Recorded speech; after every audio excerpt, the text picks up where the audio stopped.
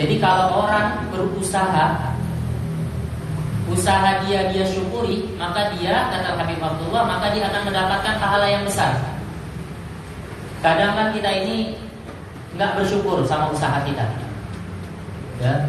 Makanya kita itu nggak pernah mendapatkan madha, nggak pernah mendapatkan pujian, tidak pernah mendapatkan sanjungan dari Allah, nggak pernah mendapatkan penghargaan dari Allah. Kenapa?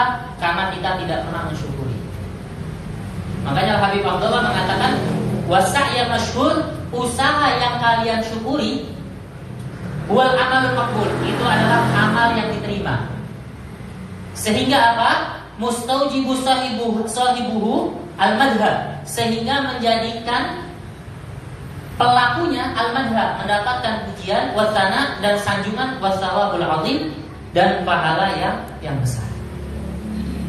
Ketika dia berusaha, kemudian dia dapatkan apa yang diberikan oleh Allah, dia bersyukur, maka dia dinamakan adalah orang yang mendapatkan usaha yang makbul. Ya, kadang kita ini tidak pernah bersyukur, pengennya bersyukur dengan sesuatu yang besar aja. Kalau yang kecil kita nggak mau. Kalau dapat rezeki besar, baru bersyukur. Kalau dapat kerjaan yang hebat, baru bersyukur.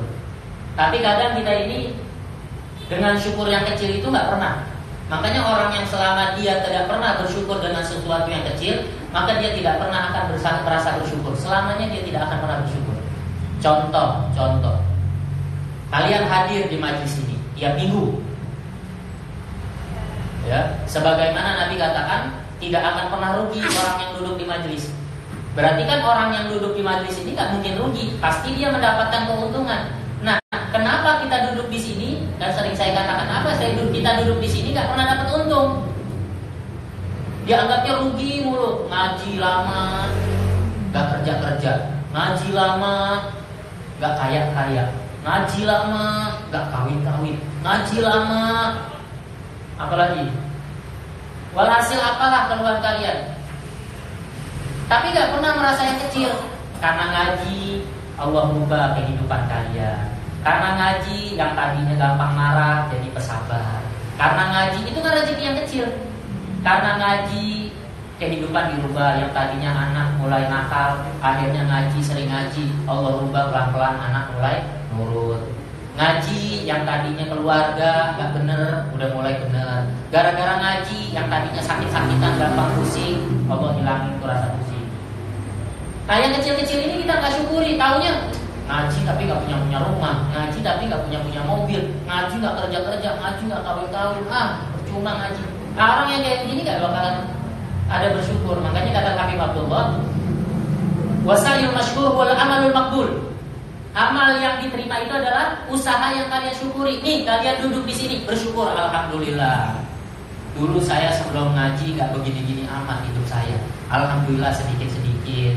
Yang tadinya dulu mungkin kurang senyum gara-gara suka ngaji, senyumnya lebih banyak. Terus yang tadinya ngaji mungkin sifatnya agak brutal, sholatnya agak-agak males, akhirnya ada perubahan. Itu termasuk keuntungan dari majelis taklim. Jangan kalian lihat keuntungan itu besar aja, maka kalian itu tidak akan mendapatkan al-madha, pujian, sanjungan dari Allah Subhanahu wa taala. Sehingga ini hamba saya bersyukur, Allah puji tuh. Wahai malaikatku, ini hambaku bersyukur. Dia hadir di majelis taklim, dia bersyukur. Karena apa? Alhamdulillah, mungkin gara-gara ngaji Allah selamatin saya. Alhamdulillah ya Allah, saya ngaji nih walaupun gini. Bersyukur yang sedikit dulu. Nah, ketika itu Allah puji, wahai malaikatku, ini hambaku bersyukur. Ketika dia bersyukur, maka Allah akan apa? Janjinya Allah. Apa ketika orang yang bersyukur? La azidannakum. Maka akan kutambah dia. La in syakartum la azidannakum. Kalau kalian bersyukur dengan yang kecil, maka akan kutambah. Kenapa tidak ada perubahan di hidup kita? Ngaji sering tapi tidak ada perubahan karena kurangnya bersyukur. Jadilah bersyukur kalian. Jangan jadi orang yang kufur. Baru dikasih keindahan sedikit, baru dikasih kenikmatan sedikit, sudah lalai, sudah lupa, sudah kikir. Nah, ini yang semacam ini nggak akan pernah mendapatkan ujian dari Allah. Amalnya nggak pernah makbul. Amalnya nggak makbul dan dia tidak akan mendapatkan pujian. Kalau nggak dapat pujian, apa yang didapatkan? Kufur. Apa ketika dia kufur? Inna adabi syadid. Ketika dia kufur, maka azabku lebih pedih. Makanya orang yang gak bersyukur, dia tidak akan pernah mendapatkan yang namanya rasa syukur.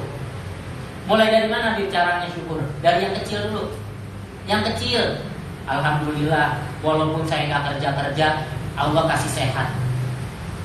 Ini sehat mahal, tapi kadang-kadang kita gak rasain. Alhamdulillah ya Allah, saya walaupun ngaji, walaupun gak kerja, walaupun belum nikah, saya masih dikasih senang, masih dikasih kemudahan, kemana aja gampang.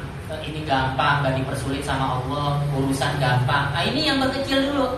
Ya alhamdulillah saya ngaji, ya berkah hidup saya mulai dikit demi sedikit. Walaupun saya nggak kerja, tapi alhamdulillah apa yang saya pengen Allah kasih. Nah itu bersyukur. Makanya mulai apa? Nih, mulai dari apa? Makan. Ketika kalian makan ngomong ya Allah, alhamdulillah.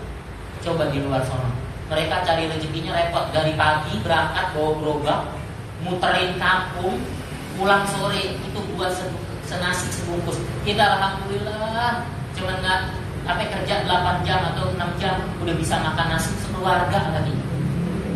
Dia satu bungkus beramai-ramai. Nah itu kita syukuri yang kecil dulu. Alhamdulillah ya Allah, Allah kasih saya sehat. Coba kalau sakit saya tuh tiduran aja. Alhamdulillah, alhamdulillah. Nah itu, ketika itu maka janji Allah, ujiannya apa? Al-madhu sahibuhu apa? Kasana wa thawabul 'adzim. Pahala yang besar. Alladzi la yanqadha, yang tidak akan berhenti. Wala yafna bi fadlillahi wa rahmati, dan tidak akan pernah habis karena karunia Allah Subhanahu wa taala dan kasih sayang Allah Subhanahu wa taala. Subhanallah, Habib Abdullah mengatakan orang yang bersyukur dengan usahanya sendiri, maka dia itu kata Habib Abdullah, la yanqadha, tidak akan pernah habis, tidak akan pernah berhenti, wala yafna, dan tidak akan pernah habis bi fadlillah karena karunia Allah. Jadi orang yang bersyukur itu terus bertambah, yasdad, terus dia bertambah. Jadi kalau orang bersyukur gak ada ceritanya belangsak, gak ada. Orang yang bersyukur gak ada ceritanya susah, enggak. Orang yang bersyukur dia akan senang. Kenapa? Dengan syukurnya itulah menjadikan ketenangan hati.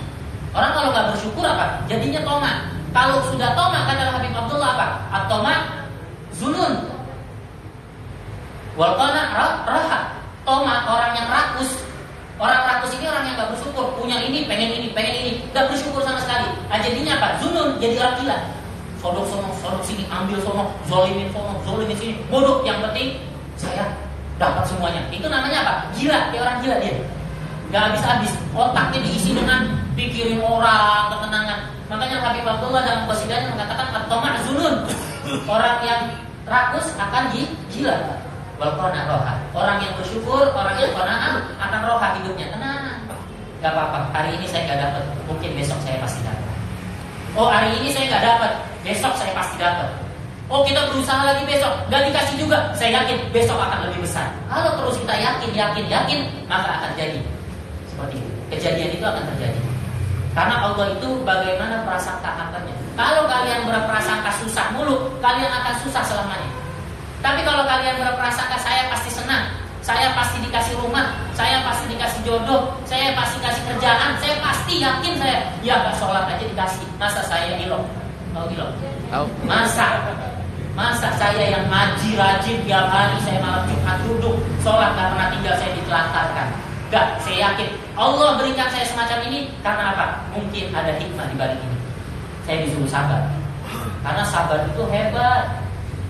Sabar itu hebat. Makanya para nabi itu diujinya dari 1024 nabi, ujian mereka apa? Sabar.